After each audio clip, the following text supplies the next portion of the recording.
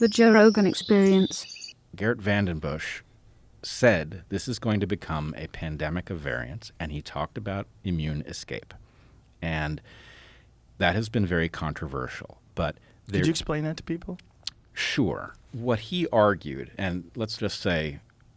Could you explain who he is, too? Sure. He is a immunobiologist. His training is veterinary.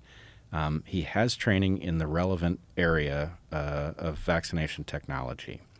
He was a guest on Dark Horse. People can look up my discussion with him.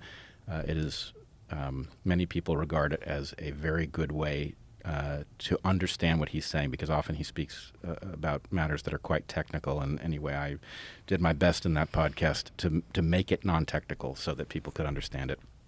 In any case, what he argued was that the fact of these vaccines being very narrowly targeted, right? These vaccines contain a single subunit of a single protein, and they're being deployed in a way that is unusual. They're being deployed into an active pandemic, right? When we immunize against something like measles, the expectation is you will develop your full immunity with almost no chance of encountering measles, right?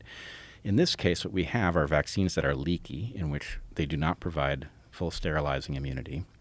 They are narrow, and we are effectively creating an intense evolutionary pressure to cause the spike protein, of which this one subunit is what is contained, what the information for it is contained in the vaccines.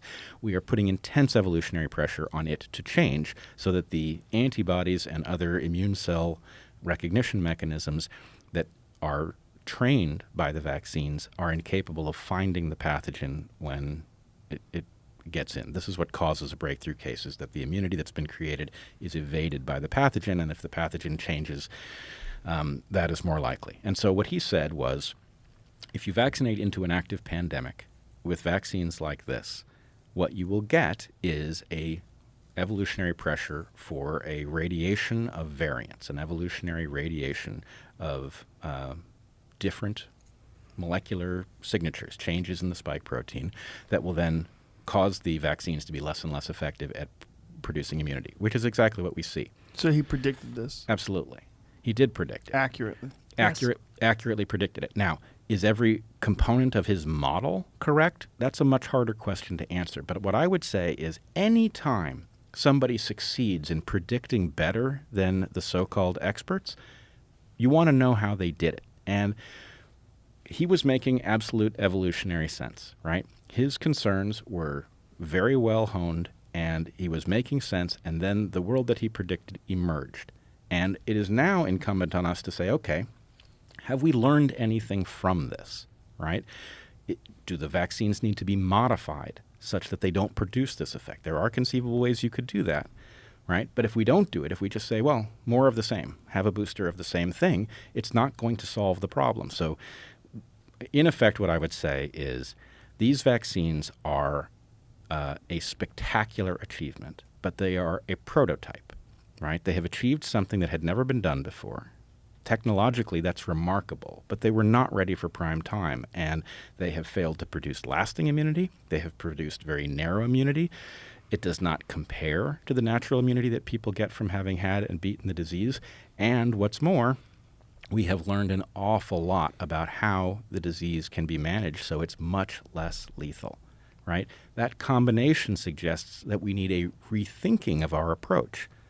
And, you know, it is impossible to prove, but based on what people who have successfully treated the disease and have successfully predicted events like the proliferation of variants are telling us, it does seem that we now have the tools at our disposal to manage this crisis and do away with it, which I don't know why we don't do that, but it is at least worth noting that were we to successfully manage it, it would interrupt a huge flow of revenue into this brand new pharma market.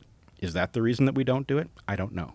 But we, the public, need to recognize our interests are not being served by the public health apparatus. It is making errors that it doesn't need to make, and that has implications for all of our individual health and our collective well-being that require a rethink. Watch the entire episode for free only on Spotify.